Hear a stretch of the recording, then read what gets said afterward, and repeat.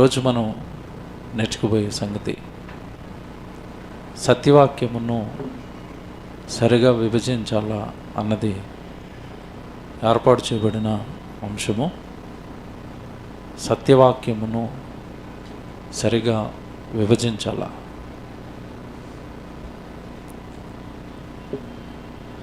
ఈ అంశం ఎందుకు పెట్టామో కొంచెం జాగ్రత్తగా వాక్యం వింటే మీకు అర్థమవుతుంది.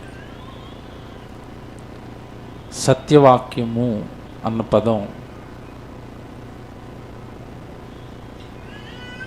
అక్కడక్కడ కొద్దిగా మాత్రమే వినపడుతుంది. విరివిగా బైబిల్ ఓపెన్ యూనివర్సిటీలో బోధ చేస్తున్న లేదా వాక్యం నేర్చుకున్న వారి నోట వినపడే పదం ఇది, సత్యవాక్యము అని. చాలామంది దీని మీద చేస్తున్న ఒక విమర్శ ఏంటంటే, వాక్యమే సత్యం కదా, మళ్ళా సత్యవాక్యం ఏంటండి అంటారు. ఎవరు చెప్పిన వాక్యమే కదా, ఎవరు చెప్పిన దేవుడు మాటలే కదా, మీది సత్యవాక్యమని మీ వాక్యం వినమంటున్నారేంటి అన్నట్టుగా ఒక తెలిసి తెలియక ఒక మాట మాట్లాడుతూ ఉంటారు. అలాంటి వారి కోసం, బలహీనులను వాక్యంలో బలపరచటం కోసం, సందేహాలు తీర్చటం కోసం, వారిలో ఉన్న అనుమానాన్ని నివృత్తి చేయటం కోసం ఈ పాఠం. సత్యవాక్యము అని బైబిల్లో ఉందా? ఎందుకంటే వాక్యం అంటే ఏంటి చెప్పండి? సత్యమే వాక్యం. వాక్యమే సత్యమైనప్పుడు మరలా సత్యవాక్యం ఏంటి? చాలామంది ఎలా మాట్లాడతారు. మన ప్రసంగాల్లో ఎక్కువగా మాట్లాడే మాట, సత్యవాక్యం వినడానికి రండి, ఇది సత్య సంబంధమైన సంఘము, సత్యాన్ని మీకు బోధిస్తుంది అని మనం మాట్లాడుతున్నప్పుడు చాలామంది వారిని ఏమనకపోయినా వారు అర్థం చేసుకుంటే అంటారు, మేము చెప్పేది అబద్ధమా అంటుంటారు. బైబిల్ మాట్లాడిందే బైబిల్ ఓపెన్ యూనివర్సిటీ మాట్లాడుతుంది. బైబిల్ మాట్లాడిందే ఏ కళాశాలలో బోధిస్తున్న దైవజనులైనా చెబుతారు. దేవుని పిల్లలారా, సత్యవాక్యమును సరిగా విభజించాలి అని మనం కొత్తగా రాసిన పదము కాదు, మనం కొత్తగా మాట్లాడుతున్నది కాదు, అది బైబిల్లో దేవుడు రాయించినది. సత్యవాక్యము అన్న పదం బైబిల్లో దేవుడు రాయించాడు. వాక్యమే సత్యమైనప్పుడు మరలా సత్యవాక్యం అని అపోస్తలులు బోధించవలసిన పరిస్థితి తొలి శతాబ్దంలోనే ఏర్పడింది. జాగ్రత్తగా వినండి. తొలి శతాబ్దంలో సేవ చేసిన సేవకులైన పౌలు గారు కానివ్వండి, పేతురు గారు కానివ్వండి, యోహాను గారు కానివ్వండి, ఈ అపోస్తలులే కల్తీ అయిపోయిన వాక్యాన్ని విడగొట్టి, మీకు వినబడుతున్నదంతా నిజం కాదు, అబద్ధం, అది సత్యవాక్యం ఇది అని ఒక పక్క ఆత్మలను రక్షిస్తూనే మరో పక్క సత్యవాక్యాన్ని, అబద్ధపు బోధను సంఘానికి వివరంగా విడదీసి చెప్పవలసిన పరిస్థితి తొలి శతాబ్దంలోనే ఏర్పడింది అపోస్తలులకి. ఎందుకంటే అప్పటికే వాళ్ళు కట్టిన ఆ సంఘంలో నుంచే కొంతమంది బయటకు పోయి అబద్ధాలను చెప్పటం ప్రారంభించారు. బైబిలుకు భిన్నంగా, వాక్యానికి భిన్నంగా, దేవుడు బైబిల్లో రాయించిన సత్యాలకు భిన్నంగా అసత్యాన్ని అక్కడున్న సమాజానికి లేదా ఆ రోజున్న విశ్వాసులకు నేర్పించటం ప్రారంభించారు. ఇది గమనించిన అపోస్తలులు నిజంగానండి వారి భారం సంఘం పట్ల మనం చూసినప్పుడు, ఒక పక్క ఆత్మల రక్షణ ఒక పక్క అయితే, మరో పక్క రక్షించిన ఆత్మలకు ఆ రోజు అపవాది లేదా అపవాది సంబంధులు, అబద్ధ బోధకులు అబద్ధాలను నూరిపోస్తుంటే వాళ్ళ బారి నుండి విశ్వాసులను కాపాడుకోవటం మరొక ఎత్తైంది అపోస్తలులకి. ఇంకొకసారి ఈ పాఠాలు తీవ్రంగా ఆలోచించి వాళ్ళ సేవ గురించి ఆలోచిస్తున్నప్పుడు, అసలు టెక్నాలజీ అందుబాటులో లేని కాలంలో మనిషి కనపడితేనే కానీ వాక్యం చెప్పలేని పరిస్థితులు ఉన్న కాలంలో విశ్వాసులను వారు కాపాడుకోవటం ఎంత కష్టమో, విశ్వాసులను సత్యంలో ఉంచటం, వాక్యంలో ఉంచటం ఎంత కష్టమై ఉంటుందో వారి సేవని ఆలోచించినప్పుడు నిజంగా ఆశ్చర్యం వేస్తూ ఉంటుందండి. ఎందుకంటే ఈరోజు మనకు బైబిల్ చదువుతున్నప్పుడు ఏదైనా అనుమానం వస్తే వెంటనే ఫోన్ చేసుకుని ఒక సేవకుడికి ఫోన్ చేసి మనకు వచ్చిన అనుమానాన్ని నివృత్తి చేసుకోవచ్చు. లేదా ఏదైనా ఒక అబద్ధం వినబడినప్పుడు ఇది అబద్ధమా నిజమని ఇమీడియట్గా మనకి క్లియరెన్స్ చేసుకోవడానికి ప్రస్తుతం టెక్నికల్గా మనం అభివృద్ధి అయి ఉన్నాం, టెక్నాలజీ అందుబాటులో ఉంది. వెంటనే ఇది అబద్ధం ఇది నిజం అని మనకి వెంటనే తెలిసిపోతుంది. కానీ ఆ రోజు ఆ కాలంలో మనిషి ఎదురుపడి విషయాన్ని చేరవేస్తే కానీ చేరవేయలేని కాలంలో కేవలం పత్రికలు ఉత్తరాల రూపంలో మాత్రమే విషయాన్ని చెప్పడానికి ఉన్న ఏకైక మార్గం ఉన్న ఆ కాలంలో నిజంగా సత్యవాక్యంలో విశ్వాసుల్ని వాళ్ళు నిలబెట్టిన విధానం నిజంగా ఆశ్చర్యాన్ని వేస్తుంది. ఈరోజు మీరు బాగా వినాలి వాక్యం. మనం ఏం చేస్తున్నాం దేవుడికి వారితో పోలిస్తే, వారి కష్టంతో పోలిస్తే, వారి బాధ్యతలతో పోలిస్తే, వారు ప్రభు కోసం మోస్తున్న బరువులతో పోలిస్తే అసలు ఈరోజు మనం చేస్తున్నది ఏంటి దేవుడికి అనిపిస్తుందంటే విశ్వాసులుగా సత్యవాక్యము అన్న పదం అందరూ మ్యాక్సిమం ప్రయోగిస్తున్నారు బైబిల్లో. అపోస్తలులు మొదటి శతాబ్దంలో సేవ చేసిన వారందరూ కూడా. ముందుగా మాట మనం చూద్దాం. యాకోబు గారు రాసిన పత్రిక 1వ అధ్యాయము 18వ వచనం. అందరూ బైబిలు మీరు చాలా సంవత్సరాల నుంచి వచనం చదివారు, కానీ ఇది విషయం ఎందుకని మీకు అర్థమవుతుంది, ఈరోజు అర్థమవుతుంది. చాలా జాగ్రత్తగా డెప్త్ సబ్జెక్ట్ చాలా జాగ్రత్తగా వినాలి మీరు. అపోస్తలులుగా యాకోబు గారు రాసిన పత్రిక 1వ అధ్యాయము 18వ వచనం.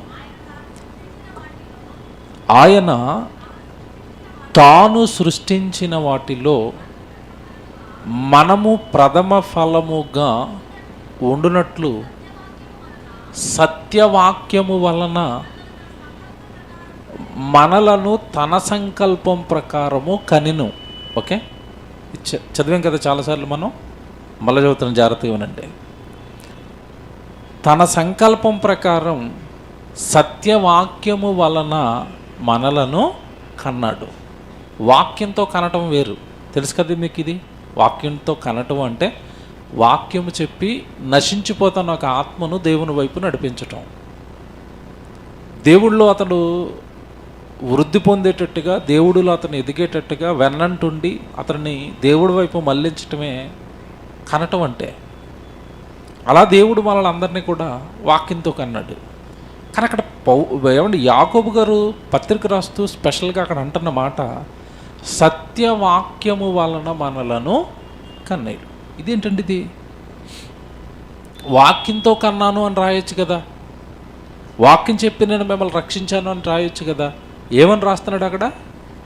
సత్యవాక్యము వలన నేను మిమ్మల్ని కన్నాను. ఇది ఎందుకు యాకోబు గారు సత్యవాక్యము అన్న పదం ప్రయోగించాల్సి వస్తుంది అంటే జాగ్రత్తగా వినండి.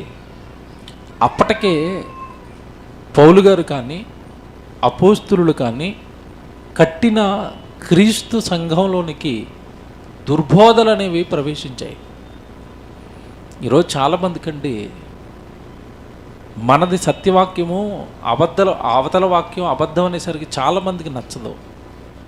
యూనివర్సిటీ వాళ్ళు ఎప్పుడు ఎవరో ఒకరిని ఏదో ఒకటి అంటారండి అంటారు. మనం కాదు బాబు అంటుంటాం, బైబిల్ అంటుంది. బాధ్యత కలిగిన వాడు అంటాడు, బరువు కలిగిన వాడు, ఆత్మల భారం కలిగిన వాడు అంటాడు. కారణం ఏంటంటే నువ్వు చెప్పే అబద్ధంతో ఆత్మ నరకానికి వెళుతుంది. ఆ బాధ్యత కలిగిన, ఆ బరువు కలిగిన, ఆ రెస్పాన్సిబిలిటీ కలిగిన ఎవరైనా మాట్లాడతారు బాధతో. రెస్పాన్సిబిలిటీ లేనివాడికి ఏం బాధ ఉంటుందండి? వాడు పైన ఆలోచిస్తాడు, వాళ్ళని ఎందుకు అంటున్నారు, వీళ్ళని ఎందుకు అంటున్నారు అంటాడు. కానీ అంటున్న వ్యక్తి ఏ బాధతో అంటున్నాడో అని గ్రహించేవారు ఉండరు. ఇప్పుడు అపోస్తలులు మీరు చూస్తే దాదాపుగా అందరూ కూడా ఇదిగో ఈ అబద్ధపు వాక్యాన్న బారిన పడిన వారిని రక్షించాలన్న ప్రయత్నం చేస్తున్నారు తొలి శతాబ్దంలోనే. ఏంటంటే అబద్ధం, ఏంటి అసత్యం, ఏంటి సత్యం, ఎందుకు సత్యవాక్యం, ఎందుకు అబద్ధవాక్యం అంటున్నారు, ఇవన్నీ నేను ఇప్పుడు బైబిల్ నుంచి చూపిస్తాను. వీళ్ళు ఎందుకు ఈ పోరాటాన్ని ఎత్తుకున్నారో మీకు చూపిస్తాను. సత్యవాక్యంతో మేము మిమ్మల్ని కన్నాం కనుక మీ ఆత్మలు జాగ్రత్త. మన చుట్టూ కూడా అబద్ధం చెప్పేవాళ్ళు ఉన్నారు, అసత్యాన్ని చెప్పేవాళ్ళు ఉన్నారు. సత్యంలో ఉన్న మనల్ని చెరుపుడు మాటలతో, చెరిపేసే మాటలతో మన ఆత్మీయ జీవితంలో ఉన్న విశ్వాసాన్ని చెరిపేవారు ఉన్నారు. కనుక జాగ్రత్త అని అపోస్తులు సేవ, బోధ, పత్రికలు చేయటం మనం చూస్తున్నాం. ఇక్కడ మీకు పదం మీరు జాగ్రత్తగా పట్టుకోవాలి. ఇప్పటి నుంచి చివరి వరకు సత్యవాక్యము ద్వారా మిమ్మల్ని కన్నాం. దేవుడు కన్నాడు, సత్యవాక్యంతో కన్నాడు. నేను ప్రారంభంలో మీకు మాట చెప్పాను, వాక్యమే సత్యమైనప్పుడు మరలా సత్యవాక్యంతో మిమ్మల్ని కన్నాను అని ఎందుకు అంటున్నాడు అంటే, అప్పటికే వాక్యాన్ని కలపటం, చెరపటం, అబద్ధాలు చెప్పటం, దేవుడు చెప్పిన దాన్ని దాదాపుగా ముగించి దేవుడికి నచ్చనివి, దేవుడు చెప్పనివి సంఘంలో చెప్పటం ప్రారంభించారు. ఇది మీరు మనసులో పెట్టుకోండి. యాకోబు గారు సంఘానికి చెప్తున్నాడు, సత్యవాక్యంతో నేను మిమ్మల్ని కన్నాను అని. ఇప్పుడు ఎఫెసీ సంఘానికి వెళ్దాం. పౌలు గారు ఎఫెసీలో ఉన్న సంఘాన్ని కూడా దాదాపుగా పత్రిక రాసి వాళ్ళతో కూడా పాపం వాళ్ళ అన్యజనులు వాళ్ళ విశ్వాసం ఎక్కడ పాడు చేసేస్తారోనని, వాళ్ళని ఎక్కడ ఈ తప్పుడు బోధలోకి లాగేస్తారేమోనన్న భయంతో ఎఫెసీలో ఉన్న సంఘంతో కూడా ఇలాగే మాట్లాడతాడు ఆయన. 13వ వచనం, మొదటి అధ్యాయము మీరు 13వ వచనం మీరు చూస్తే, బైబిల్ చూసుకోవాలి జాగ్రత్తగా. ఎఫెసీలకు రాసిన పత్రిక మొదటి అధ్యాయము 13వ వచనం, మీరును సత్యవాక్యమును అనగా. చూసారండి, ఇక్కడ కూడా పదం చూడండి, ఏం పదం పడ్డది?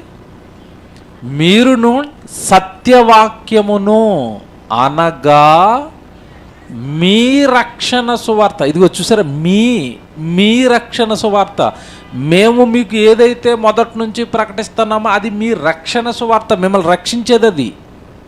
ఇది మీ రక్షణ సువార్త, సత్యవాక్యంతో మీకు అందిన రక్షణ సువార్త అని ఎందుకంటున్నాడో కొంచెం ఒక అరగంట ముందుకెళ్ళేసరికి మీకు అర్థమవుతుంది.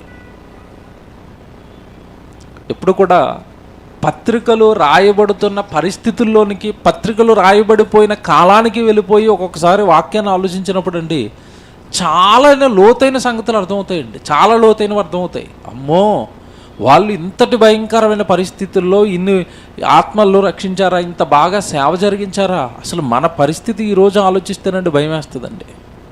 మనకి సత్యవాక్యం 4 మూలల నుంచి అందుతుంది. ఈరోజు సెల్ ఫోన్ తెరిస్తే పొద్దున్నే మంచి మాటలు, మంచి వాక్యాలు. యూట్యూబ్ ఆన్ చేస్తే యూనివర్సిటీలో ఉన్న ప్రిన్సిపాల్స్ దగ్గర నుంచి, ఏమండి డిప్యూటీ డైరెక్టర్స్ అన్నయ్య వాళ్ళ దగ్గర నుంచి అందరూ ఏదో ఒక మూల ఎక్కడో ఒక చోట మీటింగు, ఆ మీటింగ్లో వాక్యం చెప్పటం, అది లైవ్ ఇవ్వటం, తెల్లవారుజామున జూమ్ క్లాసులు అని పెట్టి లైవ్ వాక్యం చెప్పటం. అంటే మనకి విరివిగా సత్యవాక్యం అనేది మనకు అందుతుంది కనుక మనకి పెద్దగా ఇది తెలియట్లేదు. సంఘంలో, యూనివర్సిటీలో ఉన్న మనకి ఇది బాగా విరివిగా సత్యవాక్యం అనేది అందుతుంది కనుక మనకు తెలియట్లేదు. కానీ బయట పరిస్థితులు బహు భయంకరంగా ఉన్నాయి. నేను తిరుగుతున్నాను కనుక నాకు అర్థమైంది. మనం ఎంత సేఫ్ జోన్లో దేవుడు పెట్టాడు, దేవాస్తోత్రం అనిపించింది నాకు ఆ పరిస్థితులను ఆలోచించినప్పుడు, అక్కడ ఉంటున్న బోధలను ఆలోచించినప్పుడు, అక్కడ బోధకులు సంఘం పట్ల తీసుకుంటున్న నిర్ణయాలు ఆలోచించినప్పుడు, బోధకులు సంఘానికి నేర్పిస్తున్న కొన్ని పరిచర్యలు ఆలోచించినప్పుడు, బోధకులు సంఘంతో చేస్తున్న వ్యాపారం ఆలోచించినప్పుడు, అసలు మనం ఎంత, దేవుడు మనల్ని ఎంత కాపాడి ఎంత భద్రంగా మనల్ని భద్రపరిచాడు అని నిజంగా నేను ఆశ్చర్యపోయానంటే. సత్యవాక్యంతో మేము మిమ్మల్ని కన్నాం, దేవుడు కన్నాడు, మేము ఆ సత్యవాక్యాన్ని మీతో చెప్తున్నాం. యాకోబు గారు ఎఫెసీ సంఘానికి వచ్చేసరికి, ఇదిగో నేను సత్యవాక్యాన్ని మీరు విన్నారు, ఆ విన్న ఈ సత్యవాక్యం ఏదైతే ఉందో ఈ రక్షణ సువార్తను మీరు పొందారు, ఈ రక్షణ సువార్తను మీరు పొందటం వలన ఆత్మచేత మీరు ముద్రింపబడి ఉన్నారు అన్నాడు కిందకి వెళ్ళేసరికి. అంతేనా? 12వ వచనం మళ్ళీ చదవండి. క్రీస్తునందు విశ్వాసముంచి వాగ్దానము చేయబడిన ఆత్మచేత ముద్రింపబడితిరి. చూసారండి, ఈ రక్షణ సువార్త సత్యవాక్యంతో నీకు రక్షణ వస్తుంది, మర్చిపోవద్దు. ఏ వాక్యంతో పడితే ఆ వాక్యంతో రక్షణ రాదు మనిషికి. చాలామంది ఏదైతే గుడే కదండి ఎక్కడ కూర్చుంటే ఏమైంది అనుకుంటున్నారు. నో, ఏదైతే బడే కదనండి పక్కన ఉన్న గవర్నమెంట్ స్కూల్కి పిల్లల్ని పంపిస్తారండి? గవర్నమెంట్ స్కూల్ పక్కనే ఉంటుందండి, పిల్లల్ని ఎక్కడ వేస్తారు చెప్పండి? బస్సు వచ్చే ప్రైవేట్ స్కూల్లో వేశారు. ఎందుకు వేశారు? ఏదైనా స్కూలేగా. అబ్బే అక్కడ బాగా చెప్పరండి. ఏం చెప్పరు? బాగా చదువు బాగా చెప్పరని పిల్లల్ని మంచి స్కూల్లో వేస్తావు. ఏమంటే పక్కనే ఆర్ఎంపీ డాక్టర్ గారు ఉంటారు, చిన్న గవర్నమెంట్ హాస్పిటల్ ఉంటుంది. మనకి ఏదైనా బాగోలేదు అనుకోండి, వెళ్తారు అక్కడికి, గవర్నమెంట్ హాస్పిటల్కి వెళ్ళరు, మంచి హాస్పిటల్కి వెళ్తాం. ఫుడ్ తినాలి, హోటల్కి వెళ్ళాలి. ఏమంటే పక్కన రోడ్డు పక్కన ఏదో అలా దోశలు వేస్తుందో ఆవిడ బండి ఎట్టి తింటారా చాలామంది? మంచి హోటల్కి వెళ్ళాలి, మంచి తిండి, మంచి వైద్యం, మంచి విద్య, అన్నీ మంచివి కావాలి. వాక్యం, మంచి వాక్యం ఎక్కడ చెప్తారో చూసుకొని అక్కడికి నేను వెళ్తాను, అలాగ ఆలోచిస్తారా? ఏముందండి, ఏదైతే చర్చే కదా, వెళ్ళిపోవటం, ఒక గంట కూర్చోవటం, వచ్చేయటం, అయిపోయింది దేవుడు కదా. అన్ని విషయాల్లోనూ సీరియస్గా ఉన్న మనిషి వాక్యం విషయంలో సీరియస్గా ఉన్నాడా? లేడండి. ఎంత దూరమైనా సత్యం చెప్పే సంఘానికే నేను వెళతాను, ఎంత దూరమైనా సత్యవాక్యమే నేను వింటాను, ఆ సత్యం కోసమే నేను పనిచేస్తాను, ఆ సత్య సంబంధమైన సంఘంలోనే నేను చివరి శ్వాస వరకు ఉంటాను. సత్యవాక్యం ఎక్కడ దొరుకుతుంది? అది అపోస్తులంతానండి సంఘాన్ని ఎంత బాగా కాపాడుతున్నారో ఈ సత్యవాక్యం విషయంలో మీకు చెప్తాను. ఇప్పుడు సత్యవాక్యాన్ని మీరు విన్నారు, వినిన ఈ సత్యవాక్యంతోనే మీకు రక్షణ వస్తుంది. మీకు 2 పదాలు చెప్తాను, ఇప్పుడు జాగ్రత్తగా వినండి. వాక్యము, ఇప్పుడు విన్న పదం ఏంటి? సత్యవాక్యము. మనకి సువార్త తెలుసు, అంతేనా? మనకేం తెలుసు? సువార్త తెలుసు. బైబిల్లో దేవుడు భిన్నమైన సువార్త ఉంటుందని చెప్పాడు, తెలుసా? ఇది తెలియదు క్రైస్తవులకి. కొంచెం పిల్లల్ని చూసుకో. సువార్త ఉంటుందని మనకు తెలుసు, కానీ ఈ సువార్త ఒకటే మనిషిని రక్షిస్తుందని మనకు తెలుసు. కానీ బైబిల్లో దేవుడు భిన్నమైన సువార్త ఉంటుంది అని చెప్పాడు. ముందుగా ఆ పదం చూద్దాం. గలతీ పత్రిక 1వ అధ్యాయము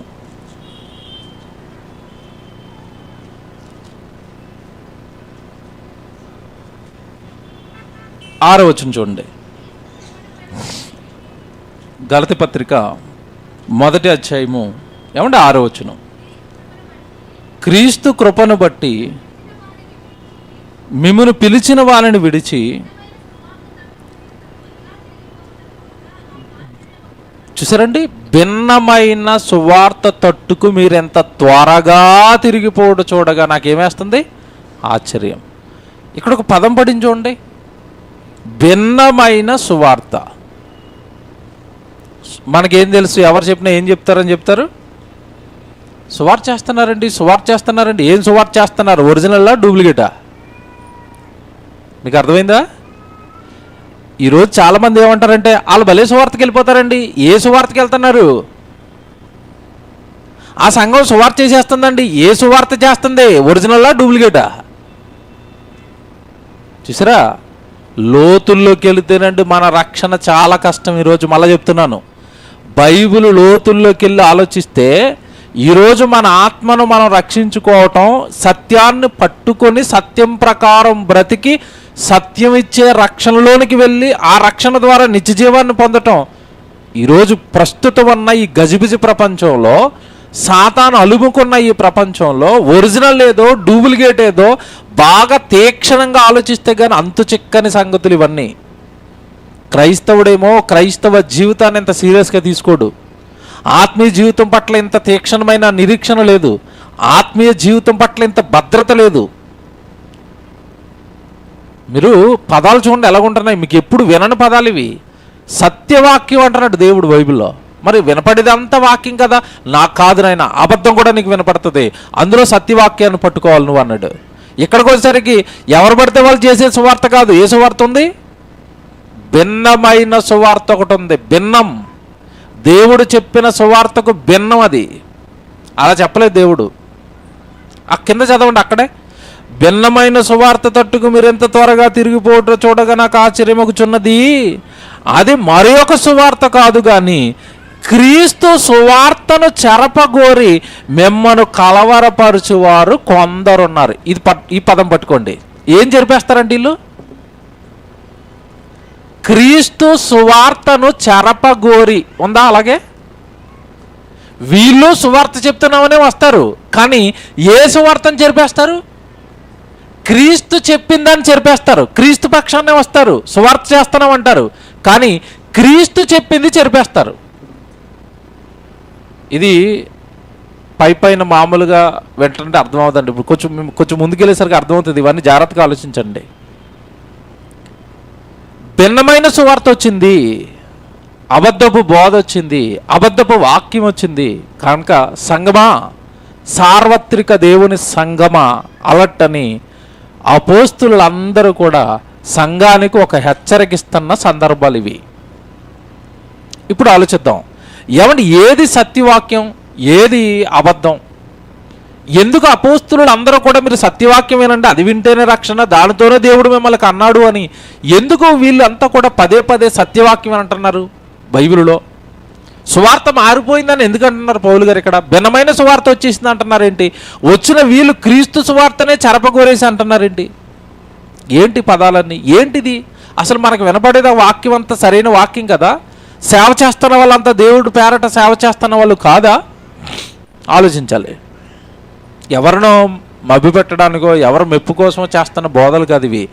లోతుగా బైబిల్ను బాగా చదివి దివారాత్రాలు దేవుడు చెబుతున్న సంగతులు, మనం ఇంతకాలం బైబిల్లో ఉన్నా అవి మనం వినని సంగతులు, ఇవన్నీ పట్టించుకున్న సంగతులు, చదివినా ఆలోచించిన సంగతులు, ఈరోజు మనం వింటున్న సంగతులు. ఇకపోతే ఈ భిన్నమైన సువార్త తట్టుకు మీరు తిరిగిపోతున్నారంటున్న ఆ భిన్నమైన సువార్త ఏంటి? ఆ సత్యవాక్యం అన్నప్పుడు ఆ అబద్ధం ఏంటి? ఏంటి జరుగుతుంది అసలు సంఘంలో అని మీరు ఆలోచిస్తే పౌలు గారు మళ్ళా ఎఫ్సి సంఘానికి చెప్పాడు, ఇదిగో ఈ గలతీ సంఘానికి చెప్పాడు, కొరింథీ పట్టణానికి చెప్పాడు, తిమోతికి చెప్తున్నాడు. ఎంతమందికి చెప్తున్నాడండి సంఘంలోనికి దుర్బోధ వచ్చింది అని. ఇంకో మాట మీకు చూపిస్తాను, కొరింథీ పట్టణంతో చెప్తున్నా చూపిస్తాను. కొరింథీలకు రాసిన 2వ పత్రిక 2వ అధ్యాయము 17వ వచనం చూడండి. కొరింథీలకు రాసిన 2వ పత్రిక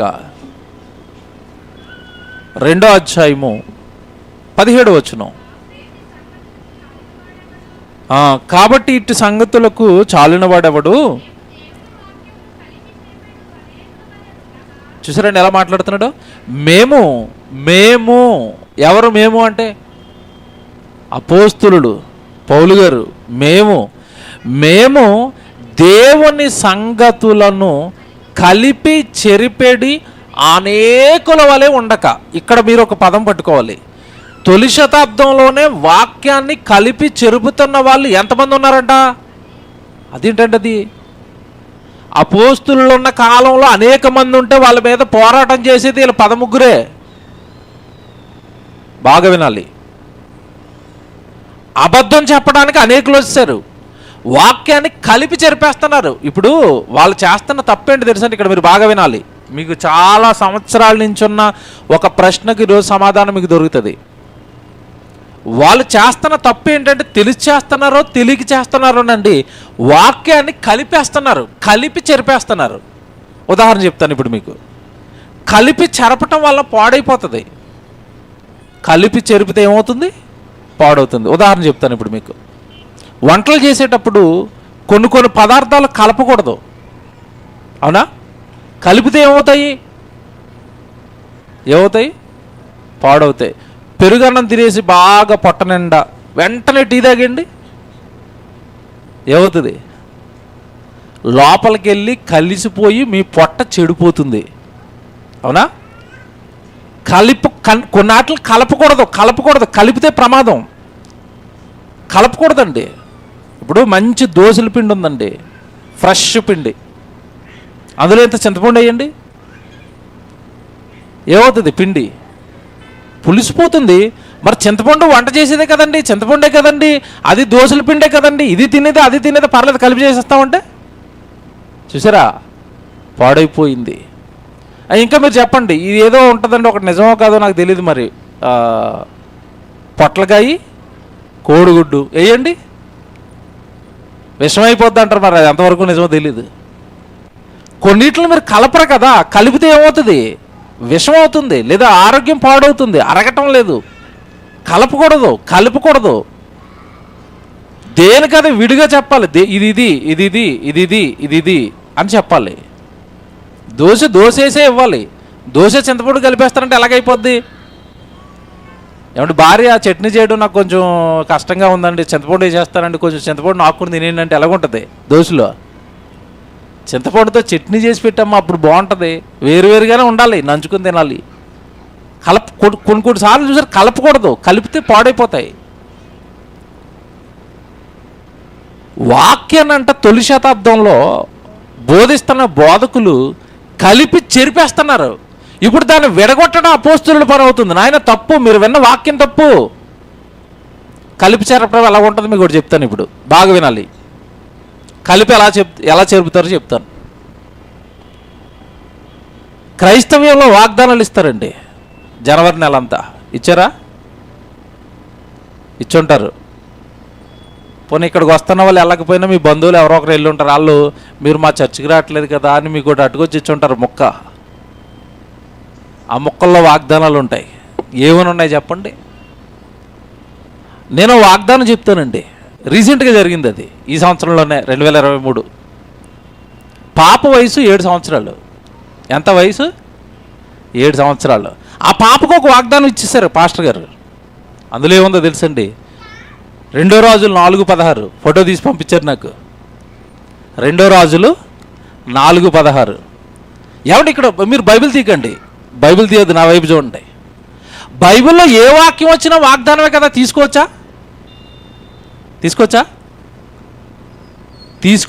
బైబిల్ చూడకుండా చెప్పాలి నాకు. బైబిల్లో ఏదైనా వాక్యమే కదా, తీసేసుకోవచ్చా? కలిపి చెరపటం అంటే ఎలాగుంటుంది ఇప్పుడు చెప్తాను నేను మీకు. ఈ 2 రాజులు 4:16 7 సంవత్సరాల పాపకు వచ్చింది. అక్కడ ఏముందో చదవండి, ఇప్పుడు చదవండి బైబిల్, ఇప్పుడు చదవండి. అక్కడ 2 రాజులు 4:16 ఎలీషా మరుసటి ఏట ఈ ఋతువులో నీ కౌగిట నీ కుమారుడు ఉంటాడు. చాలు, సూపర్ వాగ్దానం ఇది. వాగ్దానం మంచిదే, వచ్చింది ఎవరికి? వచ్చే ఏటి పాపకి ఎంత వయసు వస్తుంది చెప్పండి? 8వ ఏట పిల్లలు పుడతారా? ఇప్పుడు ఇది ఎలాగుంది? ఇప్పుడు ఇది మీకు వీళ్ళు ఏం చేస్తున్నారు? వాక్యాన్ని కలిపి చెరిపేశారు. ఎందుకు చెప్తాను ఇప్పుడు, కలిపి చెరిపేశారని ఎందుకు చెప్తాను. అక్కడ వచ్చిన 2 రాజులు 4:16 ఈ 7 సంవత్సరాల పాపకు కాదు, అక్కడ షూనేమిరాలని ఒక ఆవిడ ఉంటుంది, ఒక స్త్రీ. ఆవిడ ఎలీషాకి మంచి సేవ చేసింది, మంచి విశ్వాసి, దైవజనుడు అంటే ఇష్టం. ఆ దైవజనుడు ఆ ప్రాంతానికి ఎప్పుడు వచ్చినా తన ఇంట చేర్చుకుని ఇంట పైన ఒక గది కట్టించింది, భర్తతో మాట్లాడి మంచి వసతులు ఇచ్చింది. సేవకులు నా ఇంట్లోనే ఉండాలి, నేనే ఆహారం పెట్టాలని ఒక మంచి మనసు కలిగిన స్త్రీ అండి. సేవకులను చేర్చుకుంది, కానీ బిడ్డలు లేరు ఆవిడికి. అప్పుడు ఎలీషా ప్రతిసారి అంత ప్రేమ చూపిస్తాను ఆవిడకి ఏదో ఒకటి ఇవ్వాలనుకుని అడిగాడు. అమ్మ నీకు ఏం కావాలని అడిగినప్పుడు ఆవిడ చెప్పింది నాకు బిడ్డలు లేరు అన్నప్పుడు, అప్పుడు ఎలీషా ఈ వాగ్దానం ఇచ్చాడు. ఏమని?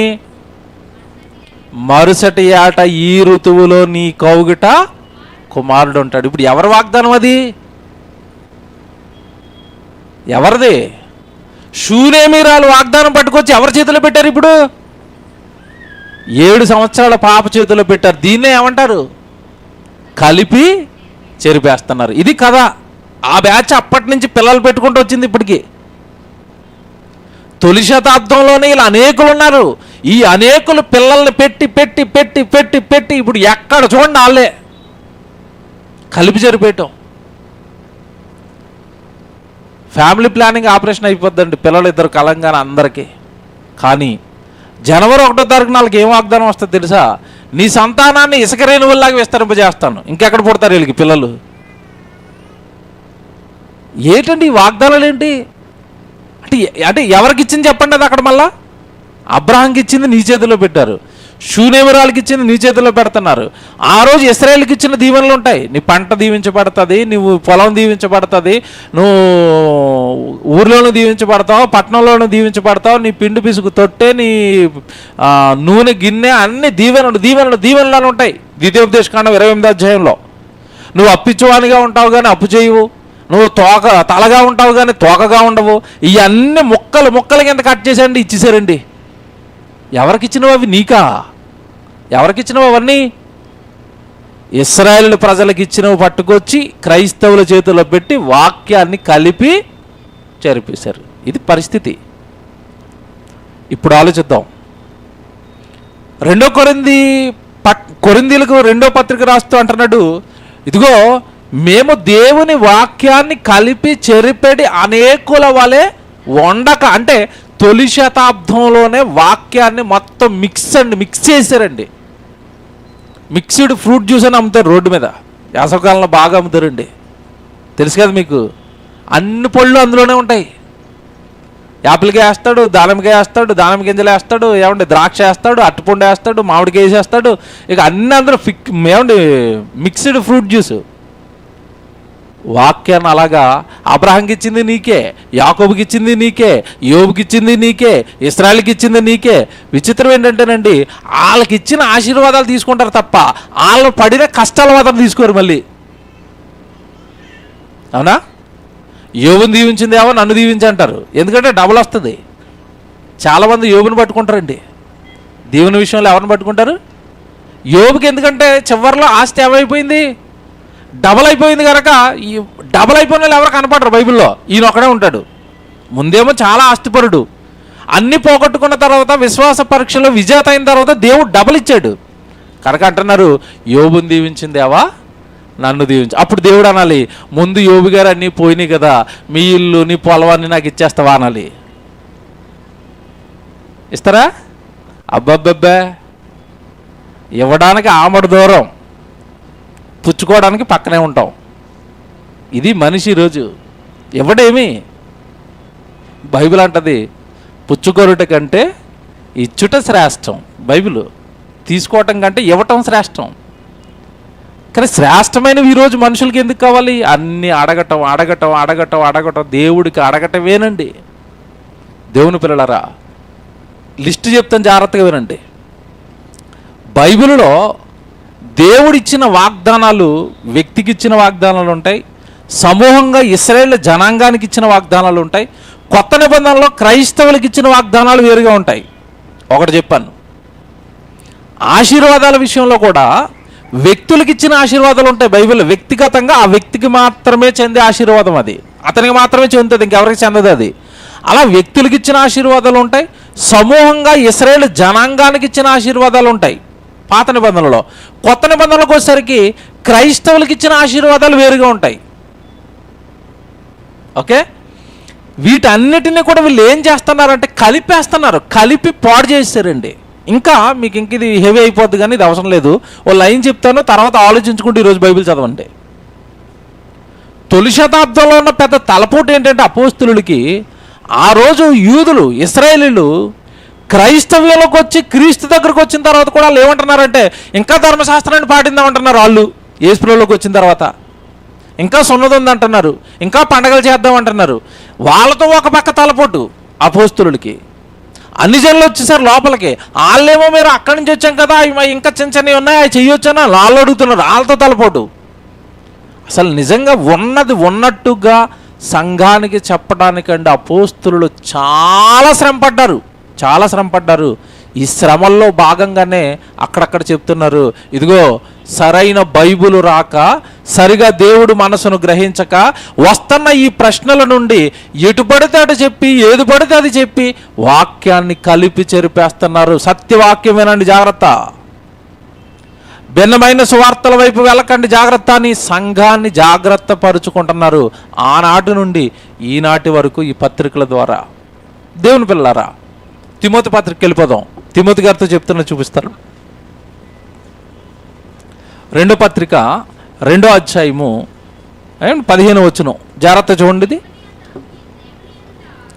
తిమోతికి రాసిన 2వ పత్రిక, ఏమంటే తిమోతి గారు కూడా చెప్తున్నాడు చూడండి. ఎందుకంటే తర్వాత ఈయన మరి యవ్వన కాలంలో దేవుడి సేవలో ఉన్న దైవజనుడు కనుక సంఘాన్ని తర్వాత కాలంలో ఇతను పరిపాలిస్తాడు కనుక తిమోతిని కూడా అలర్ట్ చేసుకుంటున్నాడు వాక్యం విషయంలో పౌలు గారు.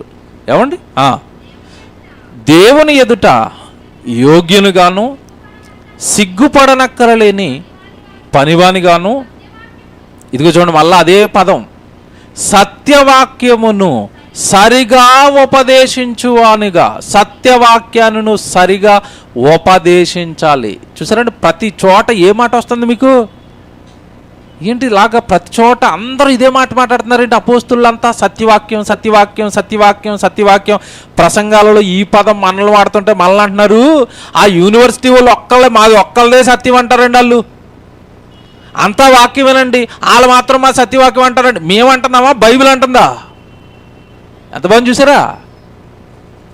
బైబిల్ అంటుంది సత్యవాక్యాన్ని ఉపదేశించండి. వింటున్న వాళ్ళు చాలా ఏమంటే చాలా మందిలో ఆయన సేవకుడే, అది బోధే, అది వాక్యమే, అది ఏటది, ఏది సేవ, ఏది బోధ చెప్తాను ఇప్పుడు వేళ్ళ మీద. ఇప్పుడు నేను ఈ ప్రసంగం మీరు జాగ్రత్తగా వినండి, మళ్ళీ చెప్తున్నాను.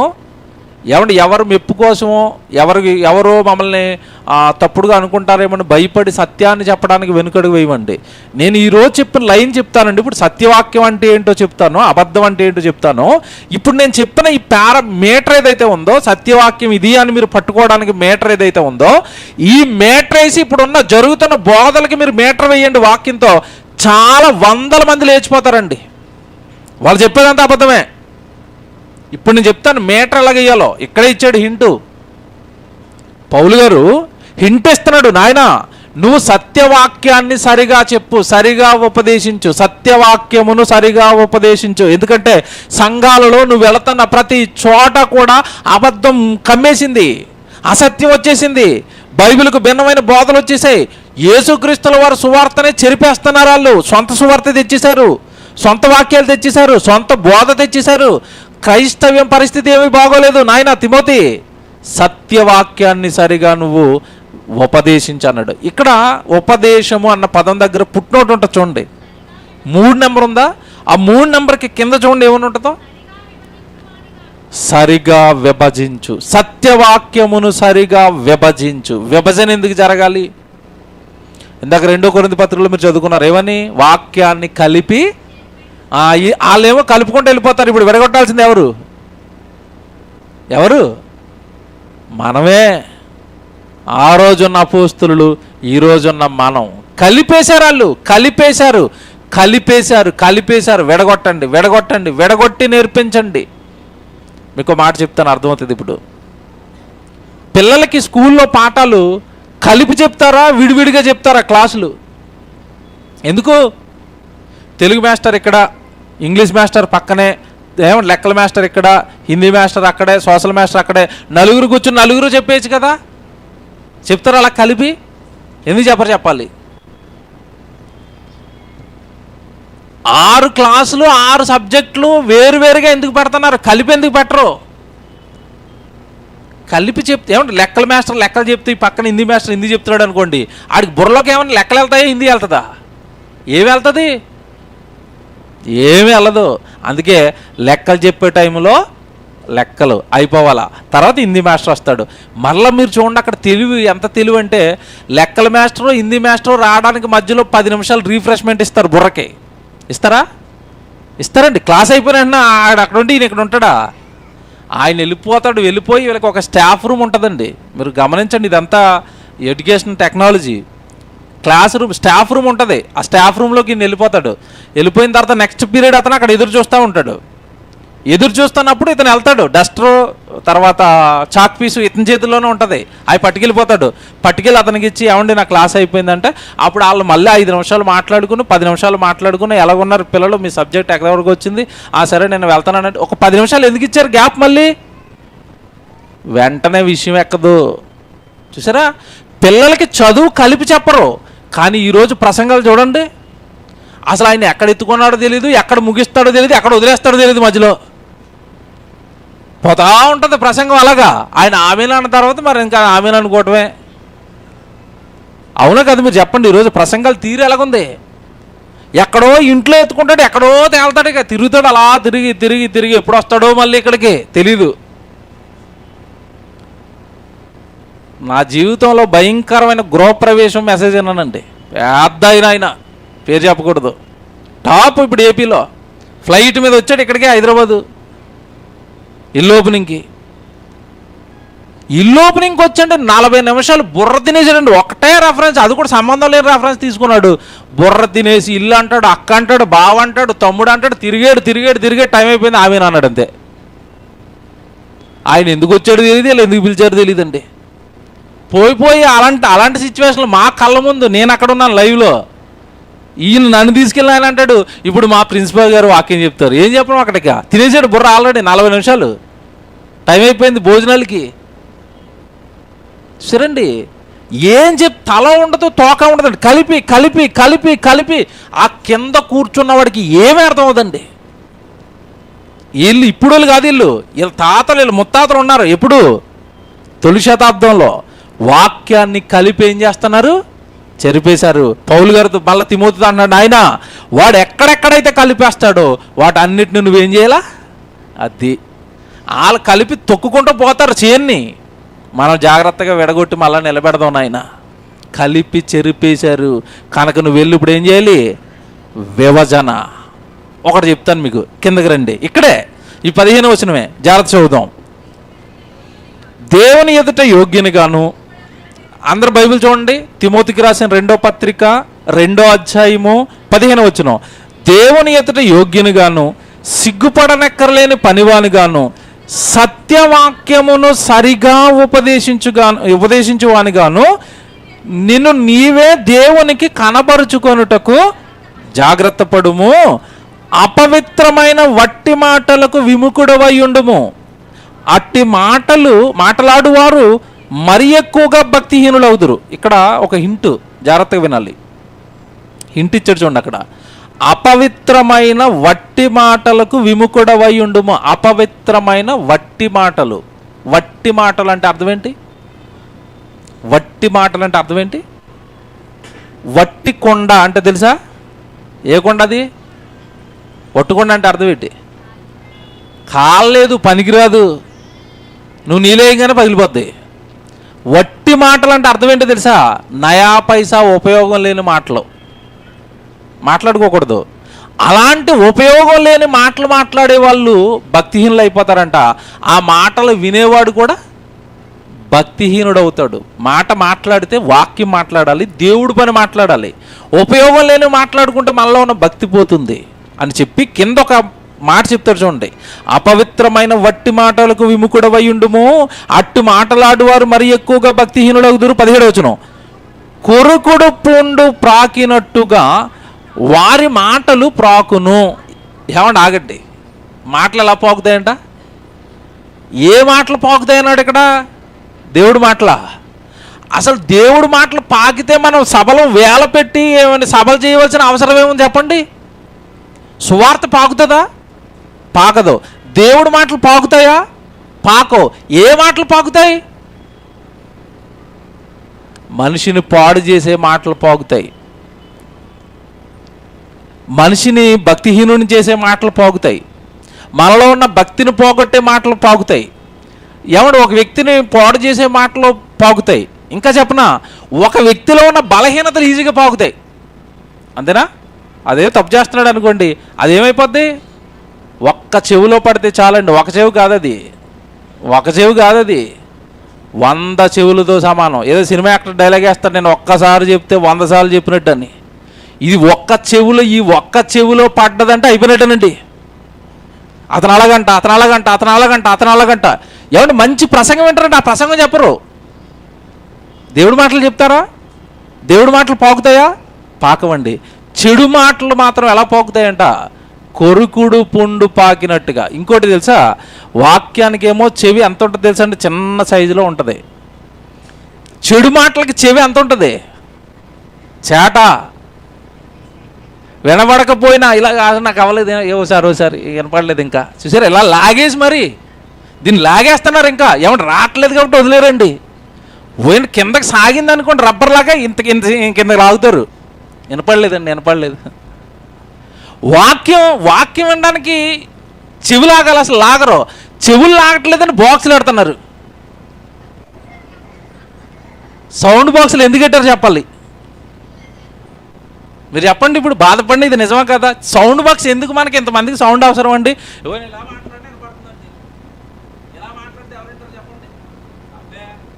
ఇలాగొస్తుంటేనే సరిగినరు. సౌండ్ బాక్స్ ఎందుకు పెడుతున్నారంటే మాటలు వినరు. మీకు మాట చెప్తానండి, ఇప్పుడు ఏదో వ్యక్తి చేసిన తప్పు చెప్తున్నాడు అనుకోండి, కదా, మనుషుల గురించి చెబుతున్నప్పుడు, చెడు గురించి చెబుతున్నప్పుడు చెవులు చాట్లు అవుతున్నాయి. వాక్యానికి అబ్బే ఏదో అలాగా ఆయన ఏదో చెప్పుకుంటూ పోతాడు, టైం అయితే ఆమెనంటే ఇంటికి వెళ్ళిపోదాం. ఇక్కడ ఈ జాగ్రత్తగా వినండి, సంఘంలోనికి ఒక చెడు వచ్చేసిందండి. ఆ చెడుని కొరుకుడు పుండు పాకించినట్టుగా మొత్తం పాకించేశారు. పాకించేస్తే ఇప్పుడు పౌలు గారు ఏం సీరియస్గా చెప్తున్నాడు కిందకి వెళ్ళేసరికంటే, కొరుకుడు పుండు పాకినట్లుగా వారి మాటలు పాకిపోయాయి, వారిలో హుమనయ్యను ఫిలేతును ఉన్నారు. పేర్లు చెప్పేసి చూడండి. ఇక్కడ నేను షాక్ అయిపోయానండి. ఈ సందర్భం ప్రసంగం చెప్పడానికి ప్రిపేర్ అవుతున్నాను. అప్పుడు పౌలు గారు ధైర్యానికి నేను ఫిదా అయిపోయాను. సంఘాన్ని చెరుపుతున్నారు, సంఘాన్ని పాడు చేస్తున్నారు, తప్పుడు బోధ చేస్తున్నారు, వాళ్ళు మన వాళ్ళే, మన సంఘంలో ఉన్న వాళ్ళని డైరెక్ట్గా పేర్లు చెప్పేస్తున్నాడండి. చెప్పాడా? ఇప్పుడు మా పరిస్థితి ఏంటో తెలుసండి, ఎవరి పేరు చెప్పడానికి ఉండదు. ఎందుకు చెప్పండి? నన్ను అంటారా? ఇక చూపిస్తాను నా విశ్వరూపం. సరి చేసుకునే వాళ్ళు ఎవరు ఉంటారండి? మీరు ఇలా చేస్తున్నారండి పేరేటు ప్రసంగంలో చెప్పినట్టు మళ్ళీ చర్చకొస్తారా? అబ్బే, పౌలు గారు సంఘానికి డైరెక్ట్గా పత్రిక రాసిగో వీళ్ళిద్దరు బ్రతుకులు బాగోలేదు, వీళ్ళిద్దరు చీడ, వీళ్ళు తప్పుడు మాటలు చెప్తున్నారు, వీళ్ళు తప్పుడు ప్రసంగాలు చేస్తున్నారు, హుమనయ్యును ఫిలేతును అందులో ఉన్నారు. వీళ్ళు ఏం బోధ చేస్తున్నారు చెప్పేస్తున్నారు చూడండి. వాళ్ళ బోధ కూడా, హుమనయ్యును ఫిలేతును వారు పునరుత్థానమును గతించేనని చెప్పుచు సత్య విషయమై తప్పిపోయి కొందరి విశ్వాసాన్ని చెరుపుతారు. వీళ్ళు తప్పిపోవటమే కాకుండా వీళ్ళు ఏం చేస్తున్నారంటే మళ్ళీ కొంతమంది విశ్వాసాన్ని చెడిపేస్తున్నారు. ఏమంటే ఇది ఒక భయంకరమైన థియరీ.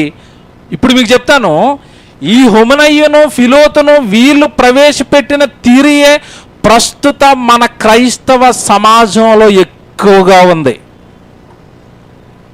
బాగా ఆలోచించండి, నేను మళ్ళీ చెప్తాను. ఇప్పుడు వీళ్ళిద్దరూ ఏ బోధ చేస్తున్నారంట? సంఘానికి ఏమని చెప్తున్నారంట? పునరుత్థానము గతించింది అంటే అర్థం ఏంటి? పునరుత్థానం గతించిందంటే చచ్చిపోయిన తర్వాత జీవితం ఏంటండి? చచ్చిపోయిన తర్వాత పరలోకం ఏంటండి?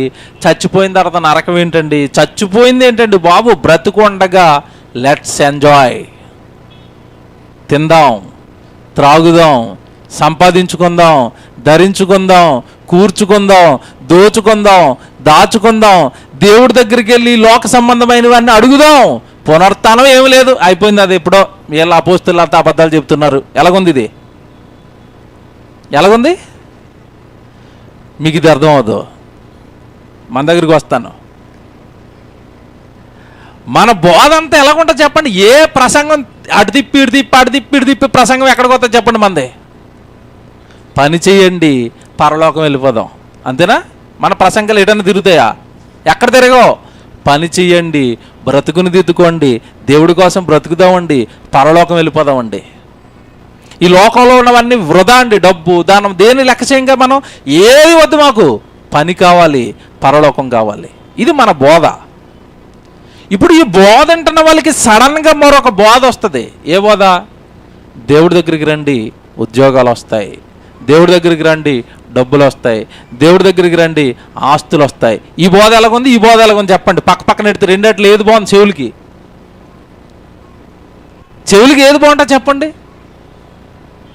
అప్పుల బాధలా మా దగ్గరికి రండి, కోర్టు సమస్యలా మా దగ్గరికి రండి, పిల్లలు పుట్టడం లేదా మా దగ్గరికి రండి, బ్యాంక్ అకౌంట్లో 0 ఉంటుందా? నేను ప్రార్థన చేస్తే డబ్బులు ఊరకనే అందులో పడిపోతాయి. రండి, ఎలాగుంది ఇది? ఎలాగున్నాయండి ఇవన్నీ? ఎలాగున్నాయి? ఈ బోధ ఎలాగుంది చెప్పండి?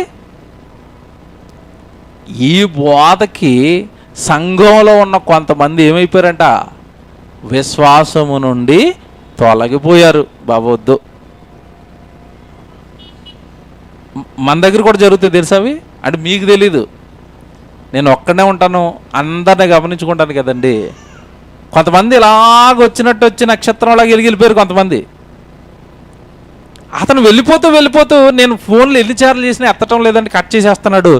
చివరికి మన సంఘంలో ఉన్న ఒక తమ్ముడితో అన్నాడంటే, ఏమన్నా నువ్వు రావట్లేదు అంటే, మీ దగ్గర బోధ అంతా ఏటు బాబు, ఆయన బోధ ఎప్పుడు చూడు దేవుడు పని చేయమంటాడు, ఎప్పుడు చూడు ప్రసంగాల్లో పరలోకం అంటాడు, నాకు ఉద్యోగం లేదు, ఒక్కసారి ఉద్యోగం గురించి ప్రార్థన చేస్తాడేమో అనుకున్నాను. ఒక్కసారి చేయడు. యూత్ మీటింగ్కి వచ్చినా చేయడు, యూత్ మీటింగ్లోనూ దేవుడి పని అంటాడు, ఆరాధనకు వచ్చినా దేవుడి పని అంటున్నాడు, పబ్లిక్ మీటింగ్లోకి వచ్చినా దేవుడి పని అంటున్నాడు. ఏంటి దేవుడి పని? ఎప్పుడు దేవుడి పని అన్నా? మాకు పనులు ఉండవా?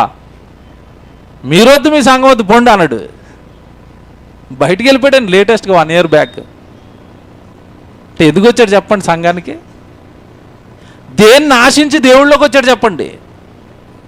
లోకంలో ఏదో ఇస్తాడని, అది దొరకకపోయేసరికి విడిచి వెళ్ళిపోయాడు. యేసుప్రభు వెనకాల ఇస్కరియోతు యోధా కూడా అందుకే కదని తిరిగాడు. అది దొరకకపోయేసరికి అక్కడ బయట సంచి దొరికింది, వెళ్ళిపోయాడు. బాగా వినండి బైబిలు. పునరుత్థానం గతించింది. పునరుత్థానం దుర్బోధ అండి, సంఘంలోకి వచ్చిన దుర్బోధ. ఇప్పుడు చెప్తాను మీకు, చూడండి. ఇందాక చెప్పాను కదా ఒక డైలాగు, నేను ఒక మీటర్ ఇస్తాను, ఆ మీటర్ వేసి ప్రస్తుత బోధనలు మీరు పట్టుకోండి, మొత్తం బోధనలు లేచిపోతాయి అన్నాను కదా. ఇప్పుడు ఎక్కడైనా ఎవరి ప్రసంగాల్లోనైనా పునరుత్థానం గురించిన బోధ జరుగుతుందా? చచ్చిపోయిన తర్వాత మీకు జీవితం ఉందా, అందుకే ప్రభువుని నమ్ముకోండి అని ఎవరైనా బోధ చేస్తున్నారా? ఎవరైనా సంఘాలు కడుతున్నారా? దేని బేస్ మీద సంఘాలు కట్టబడుతున్నాయి మీరు చెప్పండి? దేని బేస్ మీద కడుతున్నారు ఈరోజు సంఘాలు? ఆశీర్వాదాలు, స్వస్థతలు, అంతా శరీర సంబంధమైన బోధ మీద సంఘాలు కట్టి అది సేవే అంటున్నారు. అక్కడ జరుగుతున్నది సేవ అని చాలామంది మోసపోతున్నారు. నో, అందుకే చెప్పాను ప్రారంభంలో, ఏది పడితే అది సేవ కాదు, ఏది పడితే అది వినేది వాక్యం కాదు, ఏది పడితే అది సువార్త కాదు. భిన్నమైన సువార్త, అబద్ధపు వాక్యం, అబద్ధపు సేవ, పునరుత్థానం గురించి మాట్లాడని బోధ, ఇదంతా కూడా నిత్యాగ్ని దండనకు మనల్ని నడిపించేది. అందులో దీన్ని ప్రారంభించింది హుమనయ్యను ఫిలేతు. వీళ్ళు ప్రారంభించారంట. పునరుత్థానం లేదు, ఏమి లేదు, చచ్చిపోయిందారు జీవితం ఏంటి, ఆ బోధలు పక్కకెట్టండి, బ్రతుకున్నంతకాలం తినండి, త్రాగండి, సుఖించండి దేవుడి కోసం. దేవుడిని అందుకే మీరు నమ్మండి. కొరింథీ పత్రిక ఎందుకు రాశాడు అనుకుంటున్నారు? మొదటి పత్రిక 15వ అధ్యాయం మీరు చదువుతారు కదా, అక్కడికి వచ్చారు చూడండి. అక్కడ ఆ బ్యాచ్ వీళ్ళు, కొరింథీ పట్టణంలో ఉన్న బ్యాచ్. చెప్తాను చూడు, ఇప్పుడు మీకు బాగా అర్థమవుతుంది. వచ్చిన కొరింథీలకు రాసిన మొదటి పత్రిక 15వ అధ్యాయానికి రండి.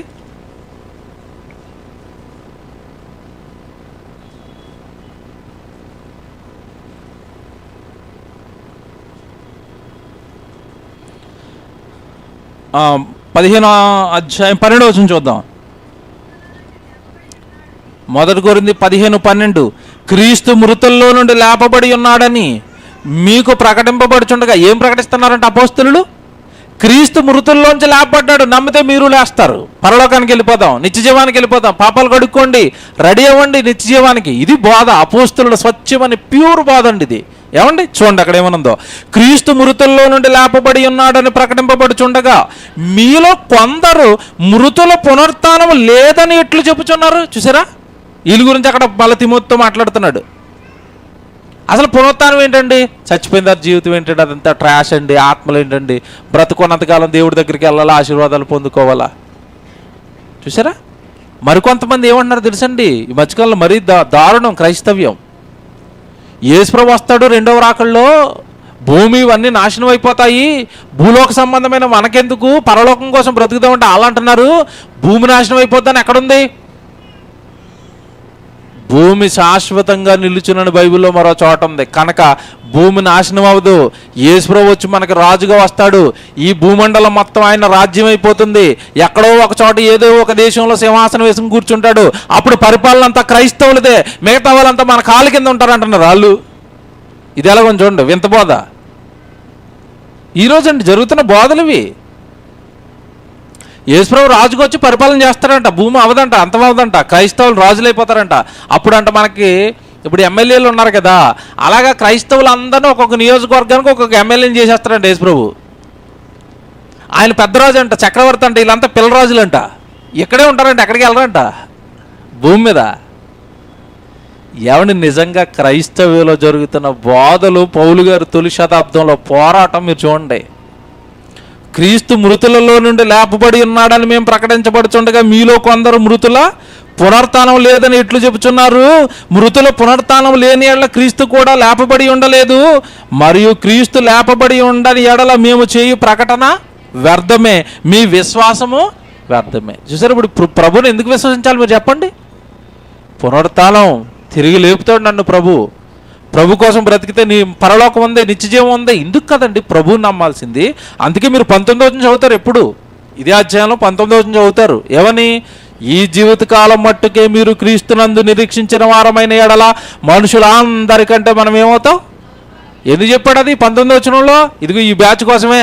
వీళ్ళు ఈ లోకమే జీవితం, ఇక్కడే జీవితం, ఇక్కడే బ్రతుకుదాం, ఇక్కడే తిందాం, ఈ లోకం కోసమే ప్రభువుని నమ్ముదాం. మీరు చెప్పండి, ఇప్పుడు సత్యవాక్యాన్ని సరిగా ఏం చేయాలి? ఇప్పుడు క్రైస్తవుడు విభజించు, ఏది అబద్ధం ఏది నిజం, ఏది అబద్ధం ఏది నిజం, ఏది అబద్ధం ఏది నిజం, ఏ బోధ కరెక్ట్, నువ్వు వెంటనే బోధ కరెక్ట్ అయినా కదా, విభజించుకో. విభజించాలి అంటే ఏముండాలో తెలుసండి? విభజించాలంటే ఏముండాలి తెలుసా? ఎక్స్పీరియన్స్ ఉండాలి, బైబిల్ పైన పట్టు ఉండాలి. ఇప్పుడు చికెన్ షాప్కి వెళ్ళారనుకోండి, చికెన్ కావాలి, కిలో చికెన్ ఇవ్వండి అనగానే కోడెట్టుకొచ్చి మీ చేతిలో పెడతాడా? చికెన్ ఎలాగిస్తాడు చెప్పండి? మీకు అర్థమవుతుంది, మీరు ఇవన్నీ ఆలోచిస్తే కానీ అర్థమవు. చికెన్ మీకు ఎలాగిస్తాడు? విభజించేస్తాడు, అవును కదా? ఎలాగ విభజించాడు? ఈ పైనున్నవి వెంట్రుకలండి తీసేశాడు, పైన స్కిన్ లెస్ కావాలి తీసేశాడు, తర్వాత కోడిని మధ్యలోకి నరికాడు, ఓపెన్ చేశాడు, లోపల ఏం చేశాడు? పేగులు, చేదుగుడ్డు, మరి తినేసిన చెత్త చెదారం అంతా పొట్టలోనే ఉంటుంది. ఆ రాళ్ళు, తవుడు, చిట్టు అదంతా లాగేస్తాడు బయటికి. లాగేసి బయట పడేసి తల నరికి, కాళ్ళు నరికి, మధ్యలో ఉన్న మెత్తటి ముక్కలు మాత్రం నరికి, కొంతమంది ఏమో లెగ్ పీసు కదండి, మాకు ఈ పీసు ఉంటే కానీ అవదన్నాం, లెగ్ పీసు. ఆడికి లెగ్ పీసులు నరికేటప్పుడు అడుగుతాడు, మీరు ఆయన నరికేటప్పుడు ఏం అడుగుతాడు చెప్పండి? లెగ్ పీస్ కావాలా? చూసారా, లెగ్ పీస్ నరికి అప్పుడు ముక్కలు చేసి చేతిలో పెడితే అది హాయిగా తినాలి అంటే ముందు అక్కడ ఏం జరగాలి? విభజన, విడగొట్టాలి. మీకు మాట చెప్పనా, కోడిని విభజించడం కాస్త కష్టమైన ఇదో ట్రై చేయొచ్చండి. మటన్ తినాలంటే అక్కడ ఏ విభజన జరగాలి? మేక. మీరు అటుకొచ్చి విభజన చేయండి మేకని, అవుతుందా మన వల్ల? అబ్బే, దానికి స్పెషలిస్ట్ ఉంటాడు, ఆయన పిలిచి బాబు డబ్బులు ఇస్తాను, దీన్ని కొంచెం విడగొట్టు. విభజన విభజిస్తే కానీ తినలేము, విభజిస్తేనే కానీ వాక్యం అర్థమవుదు. ఇశ్రాయేలుకున్న ఉన్న వాగ్దానాలు నీ వాగ్దానాలు ఒకటి కాదు, కలిపేశారు. వాళ్ళకున్న ఆశీర్వాదాలు నీకున్న ఆశీర్వాదాలు ఒకటి కాదు, కలిపేశారు. ఇంకోటి చెప్పనా, మీరు ఇందాక ఎఫ్సి పత్రిక చదువుకున్నారు కదా, మీరు ఈ రక్షణ సువార్త ఈ సత్యవాక్యం వల్లనే మీకు వస్తుందని ఎందుకంటున్నాడు తెలుసా? ఆ రోజు వాళ్ళండి పాపం అన్యజనులు అండి, ఆ ఎఫ్సి పట్టణం అంతా ఆ చక్కగా అన్యజనులను పట్టుకొచ్చి దేవుళ్ళో పెడితే అక్కడ దుర్బోధ చేశారు. అల్లాడిపోతుంది ఆ రోజు ఎఫ్సి సంఘం. అప్పుడు ఎఫ్సి సంఘంతో అంటున్నాడు, నాయనా మీకు నిజం చెప్తున్నాను, జాగ్రత్తగా వినండి, మీరు జగత్తు పునాది వేయబడక మునిపే దేవుడు కావాలని కోరుకున్న పిల్లలు మీరంతా. దేవుడు పని కోసమే భూమి మీద పుట్టారు, దేవుడు మహిమపరచడానికే మీరు పుట్టారు. జగత్తు పునాది వేయబడక ముందే మీరు ఉన్నారు. ఇది కరెక్ట్ అయిన సత్యవాక్యం అని మళ్ళా వాళ్ళకి పత్రిక రాసుకోవాల్సిన పరిస్థితి ఏర్పడింది పౌలు గారికి. కనుక ఇప్పుడు మీరు ఆలోచించండి. ఇంకోటి చెప్పిన చివరిగా యోహాను గారు రాసిన మొదటి పత్రిక ఒకటి చెప్పి ముగిస్తాను. ఇది చాలా పెద్ద పాఠం అండి. ఇలా మీరు ఆలోచిస్తూ ఉంటే చాలా విషయాలు కనెక్ట్ అవుతాయి. నేను ఈరోజు ఇచ్చిన రూట్లో మీరు బైబిల్ చదువుకోండి. ఈరోజు సత్యం సత్యం సత్యం సత్యం అని అపోస్తులు చేస్తున్న పోరాటం మీకు అర్థమవుతుంది. యోహాను గారు రాసిన మొదటి పత్రిక 2వ అధ్యాయం 22 నుంచి చదవండి.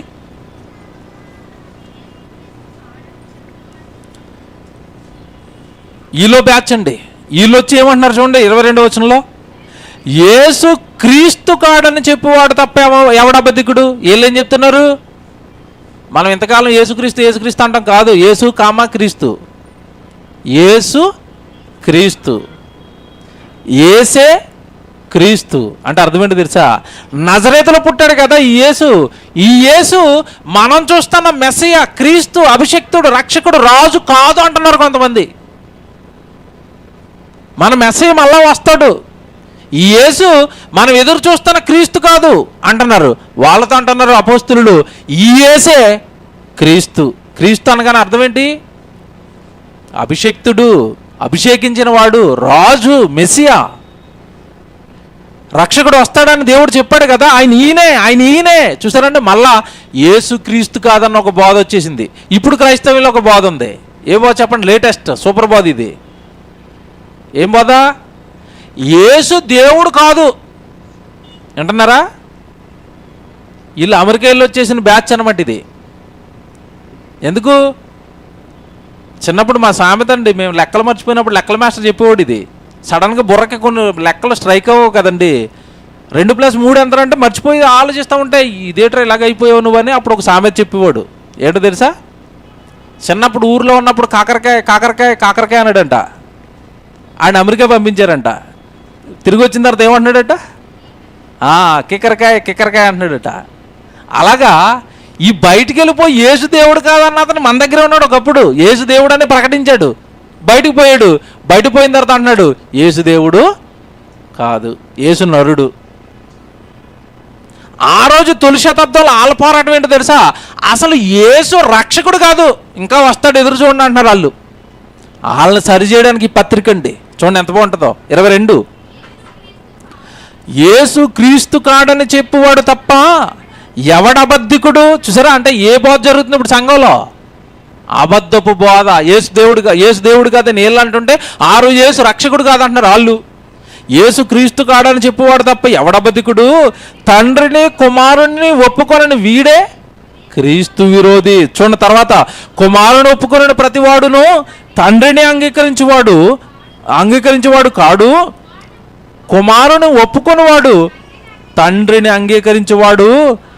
అయితే మీరు మొదట నుండి దేనిని వింటిరో అది మీలో నిలవనియ్యండి. ఆగండి, ఇక్కడ మీరు ప్రారంభం నుంచి ఏది వింటున్నారో అది మీలో నిలబడనివ్వండి. నేను మళ్ళా చెప్తున్నాను, జాగ్రత్తగా వినండి.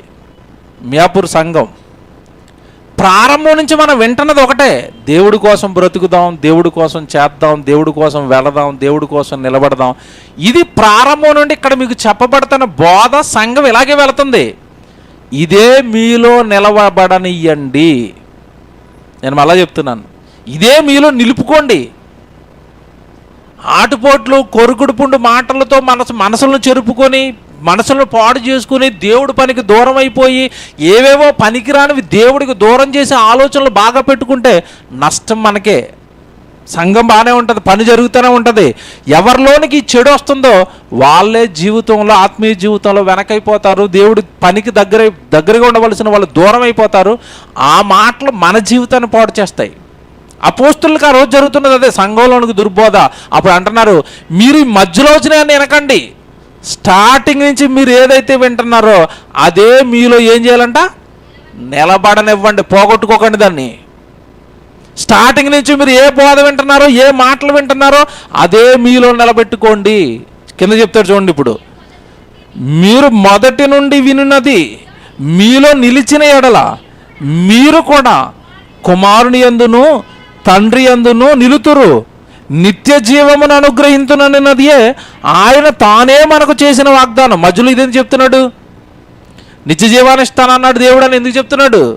చెప్పాను కదా, ప్రారంభం నుంచి బోధలన్నీనండి శరీర సంబంధమైన బోధలు అయిపోతే లేదు మనకి నిత్య జీవం ఉంది అని చెప్తాడు. ఆ కింద చివరి మాట చూడండి, ఆయనే మనకు చేసిన వాగ్దానము, మిమ్మును మోసపరుచు వారిని బట్టి ఈ సంగతులు మీకు వ్రాసి ఉన్నాను. అబ్బా, ఎందుకు రాశాడు పత్రిక?